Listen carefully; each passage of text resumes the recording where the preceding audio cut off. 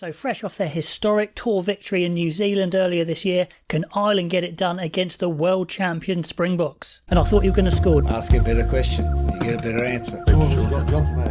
Hi guys, welcome back. This game should be an absolute barn burner. Ireland versus South Africa. I love how in the week both sides are desperate to say they're not the favourites. But Ireland are the favourites. They're at home. They had that big win over New Zealand. South Africa, I thought, were pretty decent in the Rugby Championship, but dipped at times and didn't get the championship themselves. They'll be going in trying to be underdogs, but goodness me, they're a powerful side. The two greens go up against each other. I think there's a bit of a weird colour clash as well, actually. But anyway, let's get into this Irish side, which I am tipping as the favourites. I think they're going to win if they can hit the ground running, and from previous games, that's what Ireland do very well. They hit the ground running because, you know, they know each other so well. A lot play for Leinster.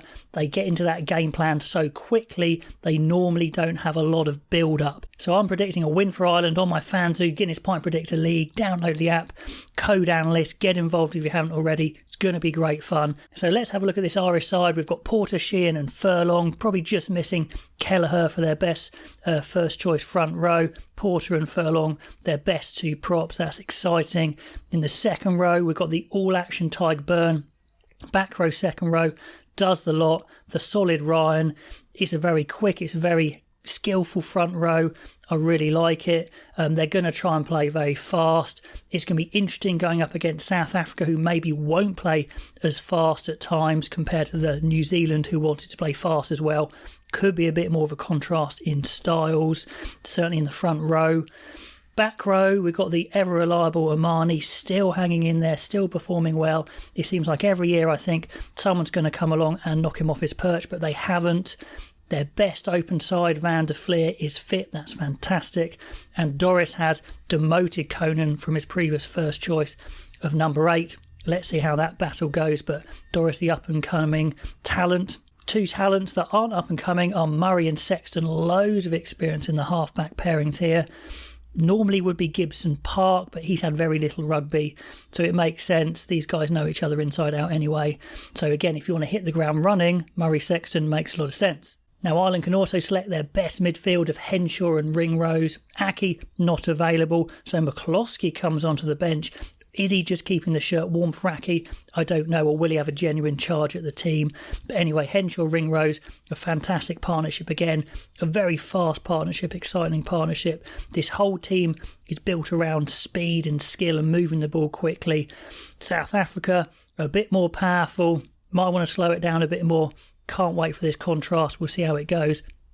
We'll see how Ireland start. In the past, they actually started running the ball pretty quickly. We'll see if they play a bit more, maybe sensibly, conservatively against South Africa. On the wings, we've got Mac Hansen, who had a good start to his Irish career. They're missing a few wings. Lowe, Earls. Stockdale is available, but he's going for the Irish A-team. On the other wing, we've got the very quick athletic Balakoon. Can't wait to see him play. And then the man who can do nothing wrong for Ireland, Keenan at 15. Herring, Healy and Beelum on the bench covering the front row. Treadwell the second row. Conan we mentioned covering the back row. Gibson Park, will he be a bit rusty coming off the bench? I don't know. Carberry's got quite a lot to cover here. 10 and probably back 3 because McCloskey is probably only covering centres. Now let's have a look at the Springboks team. A few changes. What hasn't really changed is the front 5, and that's what their team is completely built around. Kitsoff, Marks, Malherbe, their best front row I think they could put out. All over 50 caps. Marks playing fantastically well. Etzebeth, the Yaga, so solid, so impressive, I thought, in the Rugby Championship. Such a great front 5, gives them just a platform to do whatever they want off. I'm sure, of course, they're going to maul and scrum a lot, because if you're good at it, why wouldn't you? Now, their back row is their first choice back row, so I think this is the strongest pack that South African can put out. Khaleesi there at the open side, Peter Steph the toy, blind, Jasper Wiese at 8, so this is an absolute stellar pack. If they can hit the ground running, no mistakes, get some dominance, could cause Ireland all sorts of problems. So yeah, that's pretty scary stuff. Interesting stuff at halfbacks. 9 is Jaden Hendrickse, who isn't the quickest 9 compared to Faf de Klerk, but he is the best kicking 9. He's a decent all-rounder. I'm not convinced he's as good as de Klerk, but maybe the kicking game plan's where they want to go. which is interesting because they've got Damian Willemser at 10, who's a fantastic runner. Are they going to use him to his full ability? Goal kicking's another one. Isn't the best goal kicker, he's decent, but South Africa have been built on a dead-eye goal kicker for years, the likes of Morné Steyn. They don't really have one in this team. Could that come back to bite them? Not that Willemser isn't a great player.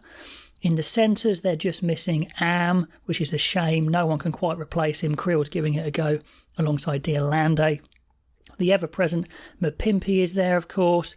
On the other wing, we've got Arenza, who is a really good player, made a promising start, so we'll see how he goes. A similar player to Colby, who is used at 15. So we've got a really attacking backline here, but will they play that way? That is the question. Colby, very skillful, quite small, but goodness me, amazing counter-attacker, good kicker as well, high ball as well. Love this, really scary stuff, to be honest. And on the bench, it looks good as well. Mbanambi and Che Koch, a good bomb squad. Mostert covering second row and back row. I'm not convinced they need two other back rows on the bench in Free and Quagga Smith, but that's what they like to do. Could see them have to move all sorts of players around again if they have to change their 10s, their centres, which I don't really think is necessary. Let me know if you agree. Could definitely put a centre on the bench. Faf de Klerk to try and push his case to get his starting spot back, and the talented Willy Leroux is going to have to cover a fair bit as well at number 23. It should be an absolute cracking game. I'm putting Ireland as favourites because they're at home, because they did so well against the All Blacks, but I think on paper this is a fantastic South African team. You know, I want to see them open out a bit more, especially with that attacking talent they've got in the back line. Let me know what you think of those teams. So it's Thursday. I can win a friend a Guinness on the FanZoo app here with a Guinness Sports Quiz. Did pretty well last week. Did it there with 9 out of 10. You guys can either copy what I do or do the opposite, depending how well I do, and almost guarantee your friend a Guinness. Plus, it's good fun. So let's give it a go. Play now. Who won the 2018 FIFA World Cup? That was France. Where is the Rugby League World Cup being played right now? Oh my goodness. Is it England? Who beat England at the T20 World Cup last week? Ireland did, I think. Where does the British Grand Prix take place? So that's an easy one. Silverstone. Who does Lewis Rees-Zammit represent? Oh, there we go. That's easy. Which major has Rory never won? Oh, that's the Masters, of course. Mucked up early on in his career. Complete this NFL team, the Minnesota Vikings. That sounds about right. Which sport uses a broom? Curling. Who is this record breaker? That's Sarah Hunter. I think they should win the World Cup. Who is Tyson Fury fighting for a third time? And it looks like I've done well enough to win, and I will donate that Guinness to a friend. Have a go if you want to do the same. Okay, guys, hope you enjoyed that. Let me know what you think of the Irish team, the South African team. I can't wait for this game. All the comments below, and I'll catch you next time.